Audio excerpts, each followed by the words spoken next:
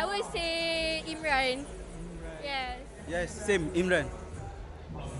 Why? Fan Kuai. Okay, apa momen yang paling tak masuk akal sekali yang korang dapat malam ni?